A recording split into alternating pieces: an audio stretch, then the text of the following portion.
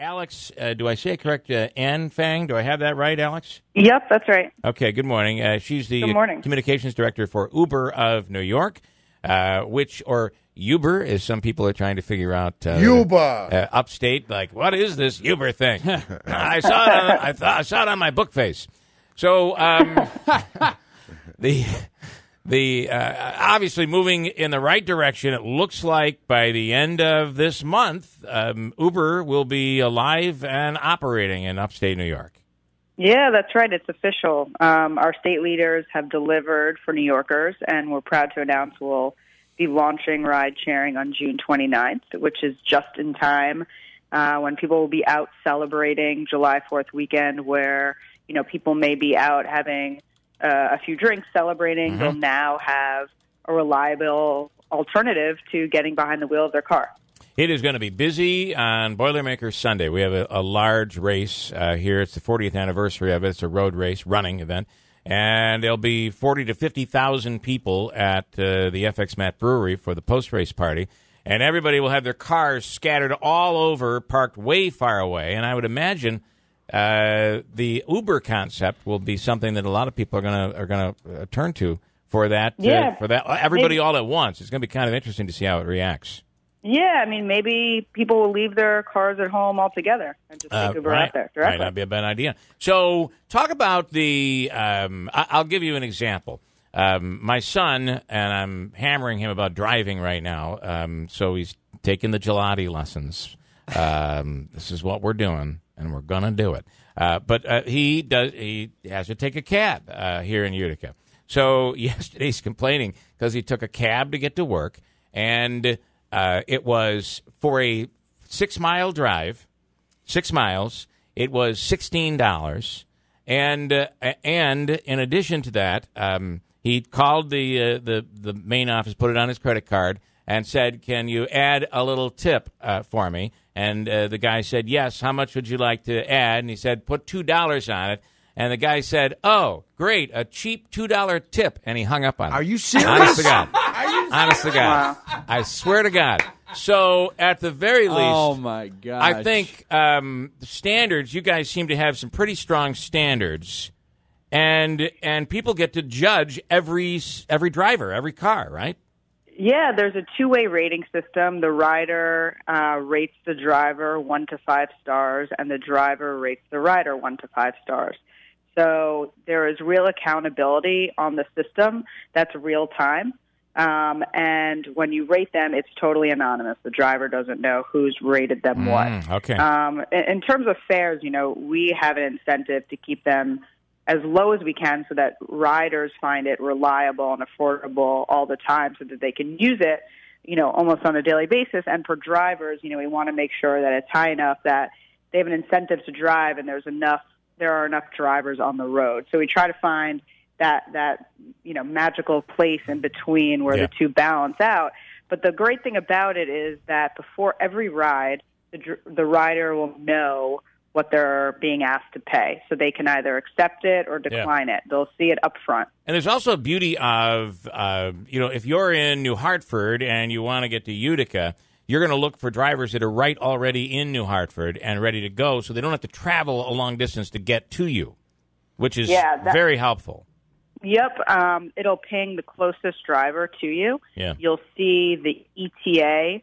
And I think as we launch, you'll see that ETA get lower and lower and lower as the service, gets more riders and drivers on the system. But that's what's great. You don't have to, if you take a ride from, New Hartford to Utica, you don't have to drive back empty. You can get a ride from Utica to New Hartford. So that's the beauty of the technology. Yeah. Okay. Let's say I'm in the market for some money on the side, or maybe I'm looking to do this full time. What's the pitch? Make the pitch. What cut do I get? I've heard before you have to do things like stock your own vehicle with water or snacks or something. Make the pitch on what a driver makes and what do they have to do. Well, it's other than totally drive. up to them. I don't think you have to put snacks in it. They make 75% of the fare that the rider pays. And the beauty of it is you go through an extensive background check system, which Uber pays for. So you don't have to pay anything to start up. You sign up, and you can turn on and off the app whenever you want. Let's say you want to drive an hour a month, or maybe you want to drive 6 hours a week. There are no shifts, no schedules. You do it whenever you want. Let's say you want to stop because maybe your kid calls and they need to go to the doctor. All you have to do is press a button, and you're done. Wow. You get paid every week. In some cases, you can take the money out of your account immediately. And that's what people like about it. They love the flexibility of being able to determine their own schedules. You keep 75% of the fare. Obviously, tips would be on the side. You're responsible for tracking your own income, though, as far as taxes. Is that correct? That's correct. And then let me ask as well, who determines the fare? Is there a formula that says X number of miles times time or something like that? Yeah. Go ahead. Sorry. There's a base, time, and distance. So okay. Basically, if you are driving for 10 minutes, 5 miles, we make sure that you're compensated for both those things. So I know it seems like a formula that there's a minimum fare, and then it's calculated by the time and the distance. I know it's a stupid question. Obviously, there's some type of a formula. Because I always hear that these ride services are so much cheaper than taxis. I'm wondering, I guess. Well, because why? it's your own maintenance of your own vehicle. And you're competing against everybody else. They're all, you get to see what they're going to charge you for that trip, right? Yeah, I mean, when you say what they're going to charge you. So one driver might charge this amount, and he has a certain car. Another driver might have a smaller compact car, but it's only this amount. Is that right? The prices could change. Is that correct, Alex? So we will just be, when we launch, we'll be probably starting off with just UberX, which is our low cost service. We have Uber Black and Uber Select, which are nicer cars, but we usually start off with our core business, which is UberX, so all the prices will be the same. Okay. Oh, but there is a price difference. And so, interesting. My big question is... Well, when I was in Miami, my wife was like, this one's only going to cost us this amount versus this, but this is it could be from town how far car. They're traveling. And too. the guy had water in there, and and it was clean. It was clean, and half the fare of what it cost us to get down to the beach and back to our hotel. It was half the price on the way back using Uber versus the cab.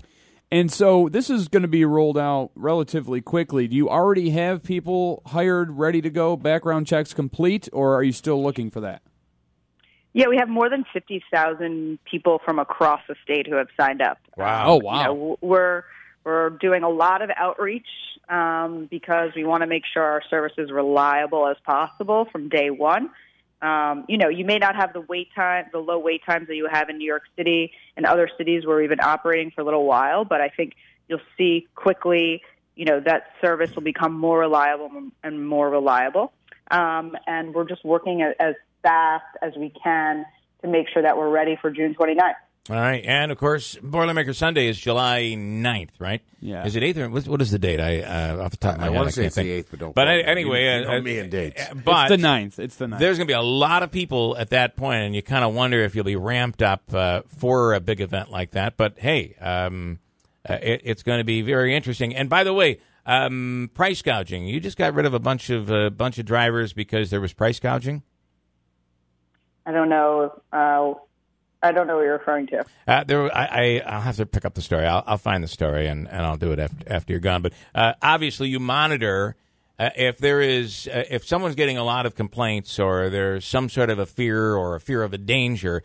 What can you guys do to prevent that? That was one of the big things the legislators are all talking about. Well, you could have a crazy driver. How will we prevent this from happening? Well, that's why the real-time accountability on the system is so important. Drivers have ratings, riders have ratings. So it incentivizes good behavior on both sides. And let's say something doesn't feel right to you. You're in the back of a car, maybe you smell something that's funny or it's dirty or you don't like something that's going on. You can go into the app and contact Uber in real time. Okay, so that's it's big. The real-time accountability that, makes it safe and, a good experience. Secondly, I will tell you, my wife is saying there's a video floating around Facebook right now saying the drivers will only make like 6 cents a trip. I believe that has been put out by the Taxi Association, but is there any truth to that? You're saying they keep 75% of the fare, right? Yeah, if they make 6 cents a trip, I don't know that we would have many people willing to drive on the platform. You know, we have to make it a desirable place to spend time earning money. So, right. You know, the onus is on us to do that. I do have to, but the 6 cents a trip is not true. No, that is. Yeah. You know, I'd have to look at what specifically they were talking about. I'll try to find that and I'll send it to you. By the way, I'm really excited. I keep talking about how I've used Uber so many times, and I have outside the area, and every time it's been a really good experience. I have heard people say they had bad experiences, and obviously there are places where you can report that. But I'm going to be very excited to really use it for the first time when my wife is not with me. Because every other time she's used the app, she's found the car, she's paid for it through her. So I really have never used the service.